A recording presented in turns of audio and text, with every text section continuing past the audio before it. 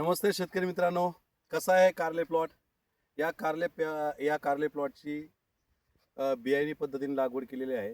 बी लागवड करून आज जवळजवळ 47 दिवस पूर्ण झालेले आहे. हा कारले प्लॉट कुंभारी येथील आधुनिक शेतकरी श्री अनिलराव घुगे यांचा हा 1.5 एकरचा प्लॉट आहे.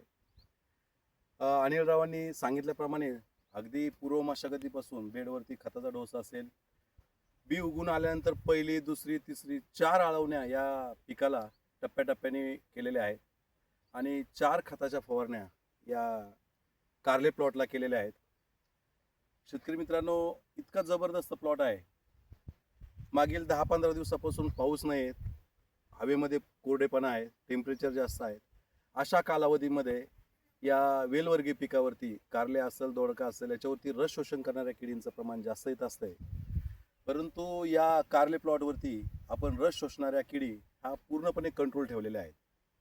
येऊ नये म्हणून आपण प्रिव्हेंटिव्ह याच्यावरती कीटकनाशकाचे स्प्रे घेतलेले आहेत. टेम्परेचर जास्त आहे त्यामुळे आपण जास्त बुरशीचा डावणी असेल, भुरी असेल, याच्यात प्रामुख्याने रोग येत असतात. परंतु आपण डावणी भुरीसाठी फार काय बुरशीनाशकाचे स्प्रे घेतलेले नाही. परंतु रस शोषण करणाऱ्या किडीला आपण चांगल्यापैकी कंट्रोल ठेवलेला आहे. जवळजवळ 3-4 स्प्रे आम्ही कीटकनाशकाचे घेतलेले आहेत. सिलेक्टिव्ह कीटकनाशक घेतलेले आहे आणि सिस्टमिक घेतलेले आहे. आणि हा जो सगळा प्लॉट चांगला आपल्याला जो दिसतोय, ह्या प्लॉटचं वैशिष्ट्य म्हणजे या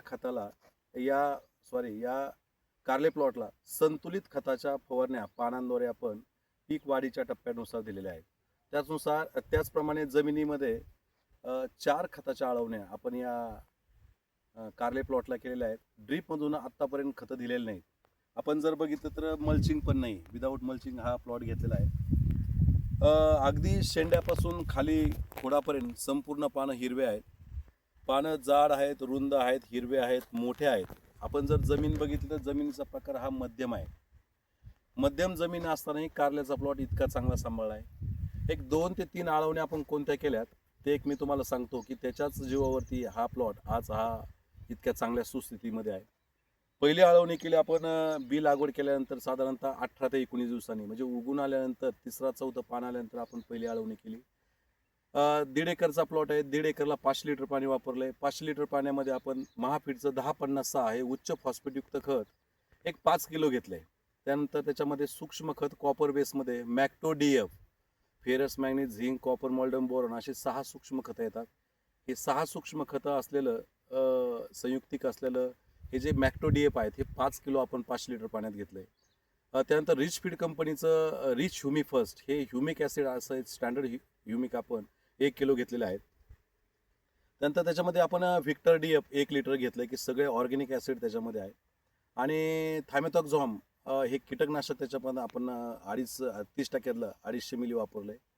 आणि थायफिनाइट मिथाईल म्हणजेच रोको एक 500 ग्रॅम याच्यामध्ये असं बुरशीनाशक घेतलंय. असं सगळं मिक्स करून आपण 16व्या दिवशी अगोदर पाणी दिलंय आणि पाणी दिल्यानंतर पहिली आळवणी केली.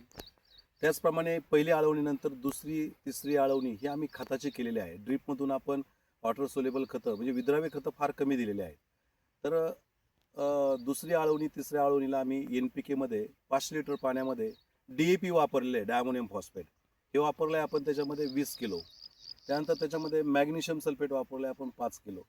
त्यानंतर पहिल्या याच्यात आपण मॅक्टो DF वापरलं. सेकंड याला मेटलाईन DF की हे झिंक बेसमधलं सूक्ष्म खत आहे. मॅक्टो DF हे कॉपर बेसमध्ये आहे. तर मेटलाईन DF 4 लिटर त्याच्यामध्ये घेतलेलं आहे. आणि ZRC झिंक हे चिलेटेड झिंक, ह्या जमिनीमध्ये थोडं फेरस आणि झिंकची कमतरता आहे, ते एक त्याच्यामध्ये 500 ग्रॅम घेतलंय.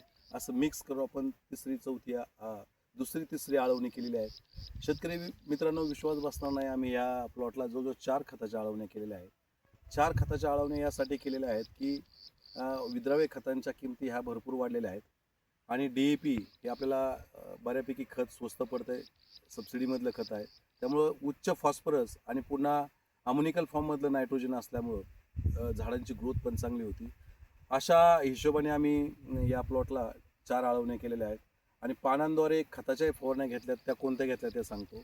20 लिटर पाण्यामध्ये कोरस SP 80 मिली, मॅग्नेशियम सल्फेट 80 ग्रॅम, 10-53-10 हे ऑक्साईड फॉर्ममधलं उच्च फॉस्फेटयुक्त ग्रेड आहे.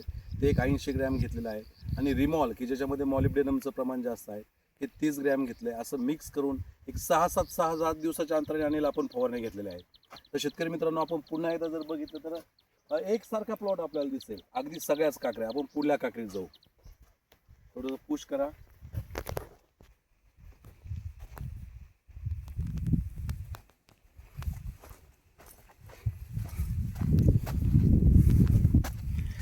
कारलं जर पाहिलं तर आपण कारलं हे जवळजवळ 15 सेंटीमीटरची लांबी दिसेल. पानं कोणत्याच पानावरती आपल्याला डावणी, भुरी, करपा हे दिसणार नाही. हे जे पाहिलं तर हे थोडी स्कॉर्चिंग आलेले आहेत. जिथं दाट फवारणी गेलेली आहेत अशा ठिकाणी ही थोडी स्कॉर्चिंग आलेली आहे. हा करपा नाही आहे. तर मी तुम्हाला सगळा प्लॉट दाखवणार आहेत.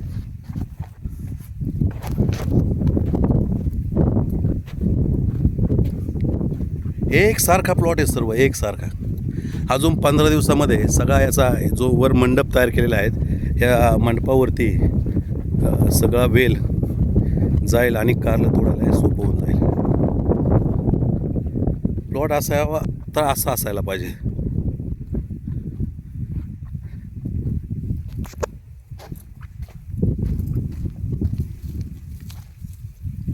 फलधारणा खूप चांगल्यापैकी होत चाललेली आहे. 1 2 3. अनिल, तोडलाय का माल? तोडलाय. अच्छा, इकडून तोडलाय का? नाही, सगळं तोडला. अच्छा. तर शेतकरी मित्रांनो, शेतकरी ॲग्रो सर्व्हिसेस लातूर यांच्या मार्गदर्शनानुसार दोडका असेल, कारले असेल, वरणा असेल, कोणतंही वेलवर्गीय पीक असेल, काकडी, टरबूज, खरबूज, या वेलवर्गीय पिकाला खताच्या फवारण्या आणि खताची आळवणी जर शेतकरी ॲग्रो सर्व्हिसेस यांच्यानुसार जर केली तर आपल्याला जास्तीत जास्त यील्ड आणि चांगल्या क्वालिटीमध्ये भेटेल. शेतकरी मित्रांनो, मी 36 क्विंटलपर्यंत प्रति एकर कारले काढलेले आहेत. शंकर कोळे यांचं टन, हो 36 टन टोटल. तर जेवढं आपण कारलेला जमिनीतून खताची मात्रा चांगली संतुलित देऊ, पानांद्वारे खताचे स्प्रे घेऊ आणि रोग आणि किडी कंट्रोल ठेवू, तेवढं आपल्याला जास्तीत जास्त यील्ड हे भेटलं जाते.